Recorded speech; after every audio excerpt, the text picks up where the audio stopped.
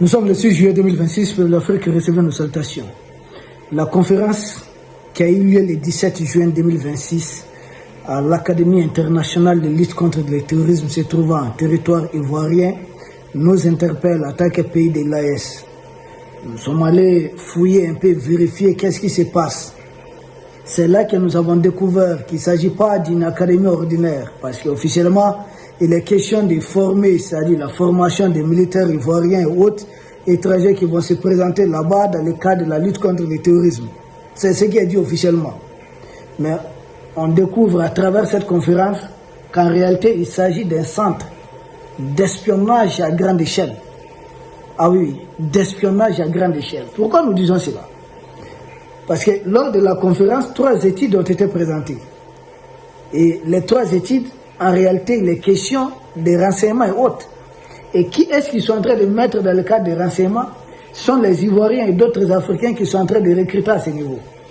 Donc ils sont en train de collecter, revoir notre capacité de réaction, voir nos moyens de lutter contre le terrorisme. Donc ils sont en train encore d'infiltrer profondément l'Afrique. Quand je parle du territoire ivoirien, il s'agit de l'Afrique. Parce que c'est le problème du terrorisme. Quand Al-Qaïda, ils ont armé Al-Qaïda au niveau de ça, de la Libye, nous avons laissé faire. Nous avons fermé les yeux dessus. Mais ensuite, nous sommes juste limités à parler. Mais c'est venu au Mali, puis au Burkina, au Niger. Maintenant, ça s'étend au niveau du golfe de Guinée, au Bénin, au Togo.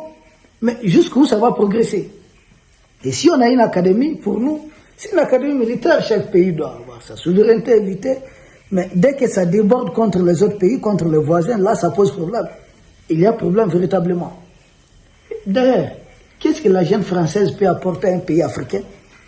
Créer une académie militaire de lutter contre le terrorisme. Comment quelqu'un qui fabrique? C'est comme quand vous demandez aux moustiques de fabriquer ce qu'on appelle des insecticides. C'est pas aux insectes de fabriquer les insecticides. Ça ne fonctionne pas. Ça n'a aucun sens. Ce sont eux qui créent Al-Qaïda. Ce sont eux qui communiquent en faveur d'Al-Qaïda. Ce sont eux qui renseignent Al-Qaïda. Ce sont eux qui arment Al-Qaïda. Ce sont eux qui font disparaître des armes depuis chez Zelensky pour les amener ici, attaquer les pays de l'Est et d'autres pays. Parce qu'aujourd'hui, le Bénin qui est attaqué. Est-ce que le Bénin fait partie de l'Est? Non. C'est un pays africain. Le Togo qui a souvent attaqué, est-ce que ça fait partie de l'Est? Non, c'est un pays africain. Même Mamat Idriss Déby qui est en train de se faire avoir dans un jeu qu'il ne maîtrise pas. Ça ne peut pas être tombé dans ça parce qu'on dit ça ne peut pas être sorti combattre les rebelles. Il dit mais qui sont ces rebelles? Qui les arme? Qui est derrière eux? Qui les accompagne? Lui-même ne se veut pas. Qui les protège au pouvoir? Qui l'a amené au pouvoir?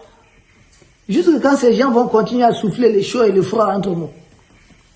Sinon, si ce n'est pas la jeune française, nous on a quel problème? C'est-à-dire, avec des peuples, souvent nous avons une histoire commune. On a quel problème? Mais c'est la jeune française qui vient dresser la CEDEAO. Dites que vous allez faire la guerre au Niger. Demandez aux Africains de faire la guerre aux Africains. Est-ce que les Européens aujourd'hui doivent accepter de tels discours, de telles choses? Ils ne vont pas accepter. S'ils ne vont pas accepter, pourquoi ils veulent monter les gens ici, les uns quoi? Ils disent qu'il s'agit d'un Européen qui ne doit pas avoir la guerre en Europe, donc il doit avoir des guerres en Afrique. Et tous les partenaires qui viennent aider maintenant sincèrement les Africains pour finir avec des guerres en Afrique, il faut les traiter de mercenaires, c'est ce qu'ils sont en train de faire. Il faut les traiter de tous les mauvais noms d'oiseaux. C'est pourquoi je dis, cette conférence du 17 juin, qui a eu lieu à Abidjan, nous, ça nous interpelle. Ça nous interpelle pour plusieurs raisons. Nous sommes les premiers conseils, nous sommes en première ligne. Nous allons bientôt revenir et nous allons vous parler de ce qui se passe à Nefis. Ah oui, ça fait 3 jours de rude bataille à Nefis. C'est le terrorisme. Et on ne va pas permettre qu'il y ait une académie qui continue vraiment. Je pense les dirigeants de l'ES. Et nous, mais est-ce que les Ivoiriens, de leur histoire ou bien des pays africains, ont besoin des gens comme Emmanuel Macron pour former leurs militaires? Mais ils ont des hommes qui sont bien. Ils n'ont pas besoin de Macron pour les former. C'est-à-dire, il suffit que ces gens-là, les anciennes puissances coloniales-là, nous foutent la paix. Pour une fois de la vie, foutez-nous la paix. Comme si ça imprimer notre monnaie, ça ne leur suffit pas. Prendre tout dans notre pays, ça ne leur suffit pas. En lieu et place, ils nous apportent Al-Qaïda. Et maintenant, ils disent on va créer des centres, des académies pour lutter contre Al-Qaïda. Et finalement, ces centres-là sont transformés en centres d'espionnage. collecte de renseignements, préparer même les terreaux là-bas. Si Ouattara ne fait pas attention, il est en train de préparer quelque chose de très grave contre son propre pays. Vous savez, Blaise Compaoré aussi était en très bon terme avec ces gens. Mais ça finit comment? Il faut que nous, Africains, on apprenne de nous. C'est-à-dire, il faut qu'on... Mais Blaise même, il est conseiller de Ouattara. Il faut qu'on essaie d'apprendre notre histoire récente. Qui dit l'histoire récente du terrorisme? Partout où ces gens viennent, même les terreaux, là, quand ils arrivent dans certains villages, vous savez ce qu'ils font? Ils rassurent d'abord les villageois. Là où il n'y a pas l'armée, s'ils arrivent là. Non, non, nous on n'a rien à voir avec vous, on ne touche pas aux populations civiles. Ça c'est au tout début. Mais au bout de quelques mois, dès qu'ils sont bien implantés, ils commencent à dire aux villageois, bon écoutez, ne partez pas cultiver de ce côté, là-bas c'est notre cache, c'est notre refuge, ne partez pas de ce côté. Ensuite, qu'est-ce qu'ils disent? Attention, il ne faut pas que quelqu'un essaie d'appeler ou bien comme ça. Ils commencent à harceler les gens. Et plus tard, ils commencent à dire, maintenant bon, donnez-nous un peu, si vous avez 10 têtes ou bien 20 têtes, donnez-nous ça. Ils commencent à prendre votre troupeau, les bétails. Ils commencent à faire de la raquette. Si vous êtes cultivateur, ils commencent à vous prendre les sacs du riz, les sacs du mil. Ils commencent la raquette. Et finalement, ils vont même raqueter les femmes de certains. C'est là que les gens commencent à appeler maintenant, ah, ils sont en train de nous déranger ici, ils nous emmerdent ici. Nous avons tout le temps dit, ces gens-là, personne ne peut cohabiter avec eux. Et finalement, ils ont dit à certains, bon, vous n'allez pas voyager. L'armée est venue les écraser.